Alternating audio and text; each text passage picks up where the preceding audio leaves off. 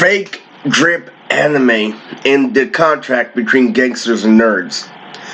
Okay, this is a very informative video about what happened during the 2010s. So if you guys didn't know, there was a thing called MGTOW that came out lately that started in the 2010s. And the reason why I started in the 2010s is really connected to my freshman year.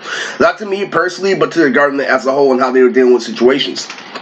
Like, it wasn't just me. Other people used to get away with getting a lot of criminal activity, but as soon as 2010 came along, they started pulling this thing called MGTOW.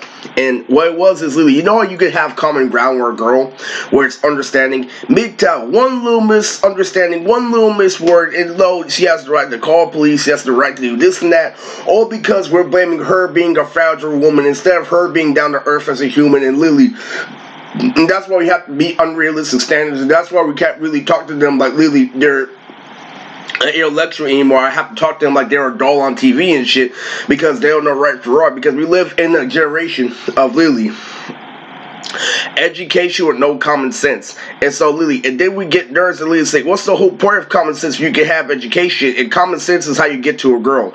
And common sense, like literally being down to earth with her, literally asking for what you want. Common sense is how you get with a girl. And not being distracted by propaganda is a part of common sense. But they're like, what's the whole point of common sense when you can have education? That comes off as a prick, that comes off as unappealing, and that comes off as opinionated, and that also comes off as really selfish, which is the exact opposite way you're supposed to get a girl.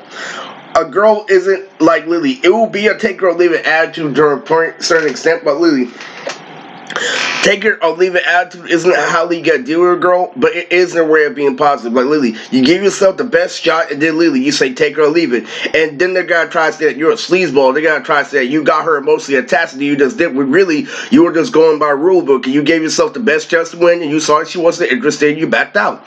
What people do nowadays is that they take concepts like that, Lily, thinking because they have a high stance of sex and propaganda, and don't blame the wrong guy, claiming that he's a sleazeball when he's just literally following the rules. He's going off what you said and stuff like that. He's not pursuing you more than he should because he has other shit to think about. He's actually handling responsibilities. And then literally they put those kids in jeopardy, and then those kids literally go and say, what's so crazy? I thought you thought my son was a nerd or something like that. You're all over my son just because he doesn't literally drool all over you like all those other guys? Are you saying that because my son is the only one doing something different and not praising you for your body, you're gonna go attack him or harass him because he's not treating you like a princess like everybody else, and then those guys eventually have to move the country? That's how wild it became. That's how it became in 2010s. Like, literally, that's one example of literally what defines this generation. Literally, a whole bunch of education and no common sense.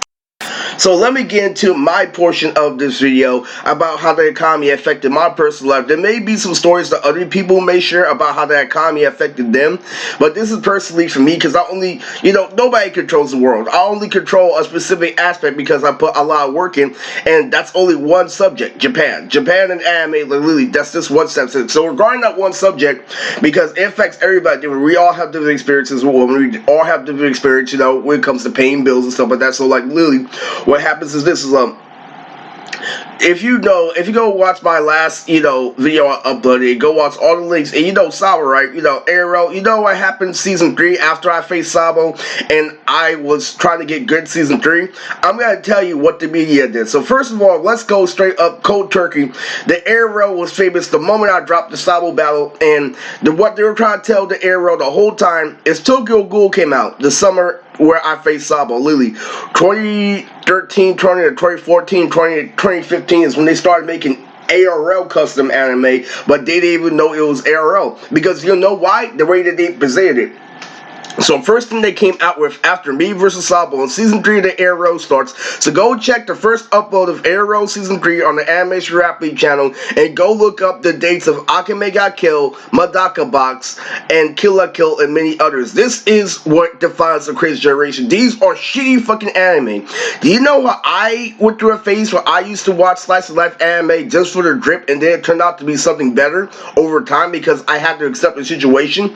This is anime that actually Lily has drip and has action, but it's still boring. That might as well just be material to use for AMVs. Sorry, but this is shows that actually are so fucking boring. You might as well just use them for the drip. And Lily, and then society tried to call me gay. Why aren't you actually watching your show? Why you only use your show for the graphics and stuff like that? And Lily, stuff that society kept on attacking me with literature, with facts about the show that I didn't even like over and over again. And they tried to tell me that was my problem in life. When little do you know, what you see is what you get. Literally. Arrow Season 3 comes along, and guess what they come out with? Tokyo Ghoul. Perfect drip, perfect plot, you know, like literally perfect action, that's casual and stuff like that. And guess what? They have a character named Rize in there, and we thought it was a coincidence. You know why? Because we're supposed to think it's a coincidence. We look at things now, it's like, oh, come on, Riz valued you, and there's a character named Rize. First of all, Rize is a girl, and she's presented like a girl, specifically for you to know that this is underground shit. After they saw the Sabo battle, they did Tokyo Ghoul. They made the anime specifically to talk to us through street codes. Like, we want every battle to look like this. We want every battle to be on Tokyo Ghoul. We want good drip, good plot, like just enough. We want every battle to be this standard, is what the anime represents. But they did the exact opposite, and they started focusing. Don't focus on the drip. Don't focus on this and that. And so, to prove their point even more, Akame Got Killed came out around the same time Season 3 came out. So the guy who I battled, you know, KSX Jones, go back to my anime rap battle playlist on my channel playlist. I'm very essential for getting to know my story on the channel. So go back to my anime rap battle playlist, and I faced off against this guy named KSX Jones, and he recommends me Akame Got Killed. So guess what Akame Got Killed has? Drip on top of drip on top of drip, and literally, with little to no story and stuff like that, it was so fucking trash to me, not because it was a trash show, but because where it was going. It had a great story. Really, really great story. Really, really, really good adventure. Like, really a good, solid cast of characters. But where it happened, the exact opposite of what I want to happen in your show is what's happening 24/7. There was a main guy that I know had green eyes, and his name was Tatsumi. And literally, and while I'm like, okay, well, he has green eyes like me, but you know, anime eyes are always colorful. Him having green eyes doesn't really mean anything specific. It doesn't make him special at all. But that was back in time. That was already back in 2015. So literally, that anime came out, and it was somewhat drip. The main character has green eyes and surrounded by a bunch of bitches, but it's an unorthodox plot, and he has no swagger, and the main character is really, really dark, and her name is Akame. So literally, so I'm just giving her a short summary. So like literally, and there's also another anime that had a sequel that came out that same year called Madoka Box Abnormal. I didn't like Madoka Box. I tried watching one episode in high school. It was completely fucking boring and shit like that. It's like literally, it was the first time I saw a big titty girl in anime where I completely had to turn off the show because literally how boring it was. Like literally the same. What there is a girl who's running a school body president, and she ends up like literally having godly power. So it's basically like literally a female version of Goku going to school and shit. And literally that shit is really could be a good concept, but the way that they presented it was so awful. And then literally, you know how my sensei Akari, I made a whole fucking video about that. Akari has a Madoka Box obsession because the character of Nance, Kimigara, is based off a character in Madoka Box. And I don't even watch Madoka Box, but I know what this guy can do based off some of their videos. I know what his abilities can do, but I don't like the show. But I like his character, so I'm like, you know what? Instead of actually watching the show, let me watch Akari's video about his documentary to see if I will watch the show, because the show had drip, but it has so much little fucking substance, and they tried to call me gay the entire fucking time. But there is a lot of substance in Madoka Box. Do you know Nen Hunter x Hunter?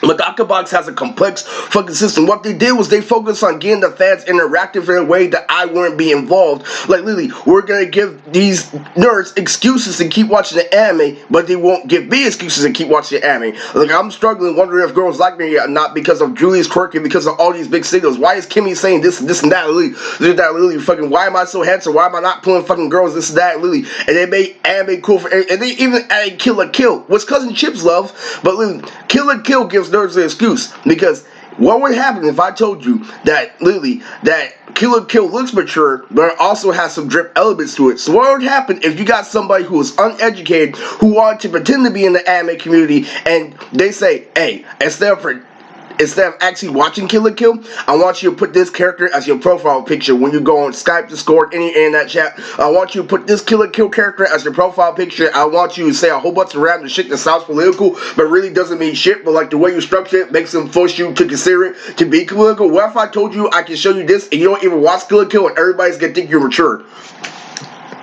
that all started. That literally started because Lily so like claimed to watch Kill la Kill, Lily, and I know Garble and Extremists love Kill la Kill, but Lily, even if so, what came after me when I heard that he was watching? Because I wasn't even watching that show, and they're all like, "But Riz, your name is Riz Anarchy. You're a big fan of Gurren Lagann, Kamina and Anarchy and stuff like that, Lily. You're a big fan of Gurren Lagann. Why won't you watch Kill la Kill?" I'm like, dude, it's a completely different show. I'm not gonna watch it just because it was made by the same studio. Lily, this not like Lily. There's no fucking mechas in there. Fucking Lily. There's no fucking there's no really outstanding main character in there. They went from being a man to a fucking dyke being the main character. Come on, dude.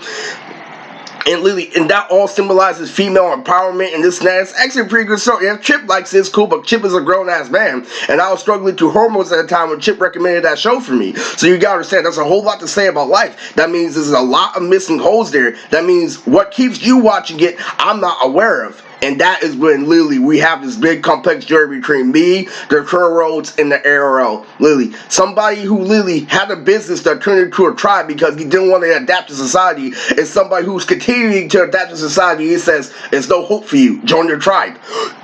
So Akame got killed went like this. All these animes have drip, and Kill la Kill is the one with the best story, but it doesn't really have drip elements. I had to be a grown-ass man to watch Kill la Kill to even pick it up. Like, Lily, I waited till I lost my virginity, while I ended up in the hood, and then I came back, and then I started to watch Kill la Kill. I'm like, you know what? This is pretty cool, but it didn't have enough elements because I was more mature. I could tell what they were doing. I'm like, why is this so fucking wacky? Why is this random shit going on? And then I realized after having an unorthodox lifestyle, after having an unorthodox girlfriend, after having her putting me through a whole bunch of meaningless action but a whole bunch of meaningless comedy in between, I kind of got the concept of Kill la Kill. I kind of got how Lily it was crazy, and I'm focusing on other shit other than the fact that like Lily is funny. I'm focusing on Lily the agriculture, the fact that they're still in school even though they're saying funny shit, how they're still doing good shit that revolves around hormones. So I got how they're exaggerating shit, but I'm like, when are they gonna have an actual plot? Like, when are they gonna have me something that's sucked in? When is drip finally gonna happen? I see a whole bunch of plot, a whole bunch of things that make me look at something different. When are they gonna make something visually appealing in order to suck me in,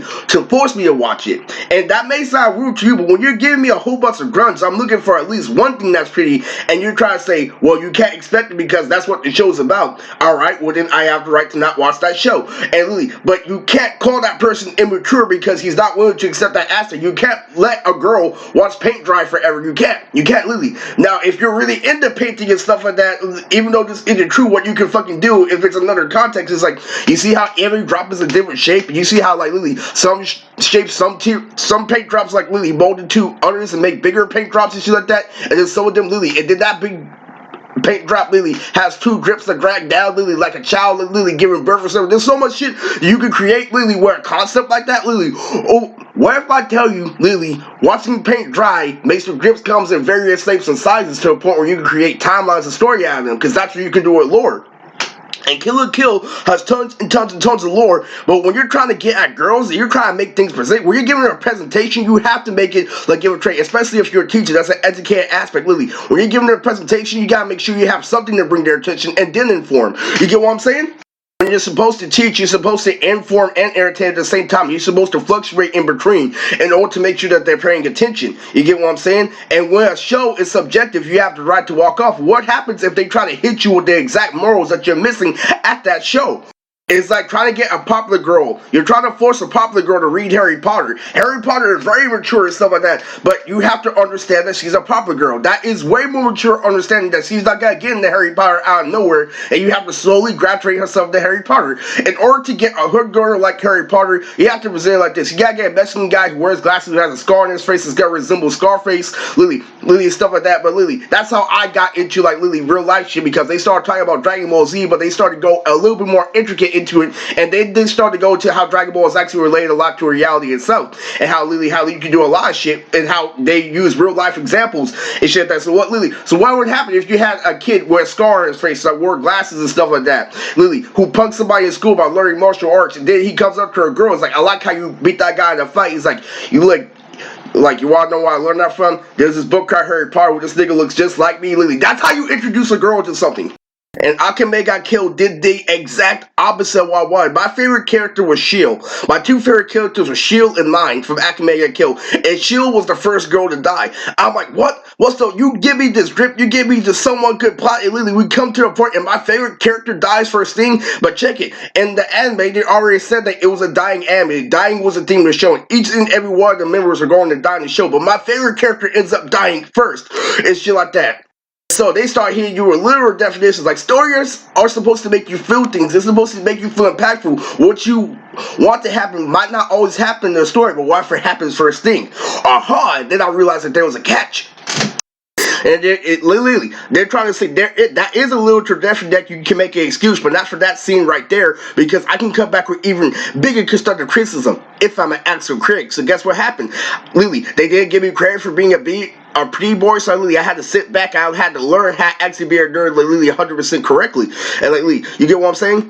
Because they try to hit you with literal terms like stories are supposed to make you feel things and stuff like that. They're supposed to take you through a series of emotions. So literally, my favorite character is dying first thing. They can say stuff because that's something you can say on paper. What if I told you when you actually learn how to start writing, that's a very big writing flaw in actuality. And the reverse psychology is you see the precious drip, the girl who made fun of you in high school, she's gonna end up a drag gag and stuff like that. That's the dream you want to sell to nerds. But when you get older, they will get up to me to tell you the truth. Because her dying first thing symbolizes this, not the other thing. Stories are supposed to make you feel impactful. They're supposed to take you to twists and turns without giving you enough time to get to know the characters. You get emotionally attached to them on a realistic basis and stuff like that. Literally, you have to take time because momentum and building and plot and stuff, all that, that's contradicting. But I can't call that out if I'm just obsessed with drip and nothing else. Of course I'm gonna feel insecure and you're so much more mature than me because you poured out what I would never think about with some of that. You can use like mature definition. Yeah, they can build that all you want, but literally, is it really okay to blame that part of literature when they didn't give you enough time to absorb the character and stuff like that? Literally.